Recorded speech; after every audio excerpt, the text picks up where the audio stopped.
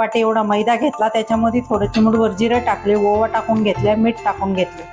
त्याच्यासाठी ती चटणी बनवून घेतली. 2 बटाटे घेतले, त्याच्यामध्ये लाल मिरची पावडर, हळद, मीठ अशी चटणी बनवून घेतलेली. आता मी त्याचे छोटे छोटे असे 2-3 गोळे बनवून घेते. लाटून घेऊ. आपण पोळी लाटतो ना तसे लाटून घ्यायचे. 2 सारखे असे पोळीसारखे पाते लाटून घेतले. त्याच्यावर आता आपल्याला ही चटणी अशी पसरून घ्यायची. चव बाजूनी चटणी लावून घेतली मी, बटाट्याची चटणी. आता आपण त्याच्यावरती दुसरी पोळी ठेवून घेऊ.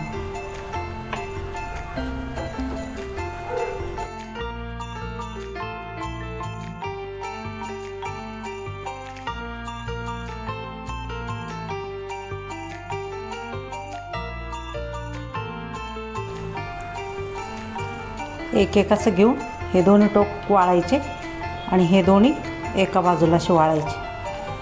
अशाच मी सर्व बनवून घेते इथे. बघा एकदा परत दाखवते. हे दोन्ही असे वाळून घ्यायचे. त्याच्यानंतर हे दोन्ही ह्या बोटाने असे वाळून घ्यायचे. आपलं छान असं फूल तयार झालं. अशा पद्धतीने मी सर्व इथे बनवून घेतले. आता आपले सर्व बनवून झाले. आता तळून घेऊ. मी कढईमध्ये तेल ठेवले तापायला.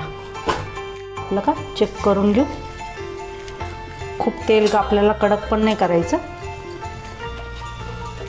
छान तापलं आहे तेल. आता एक एक आपण टाकून घेऊ त्याच्यामध्ये. गॅस कमीच ठेवला आहे.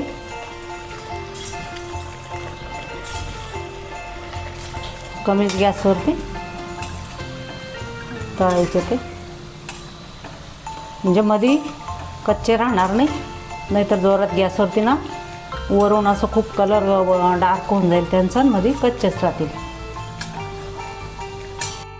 मस्त कलर आला आहे त्यांना.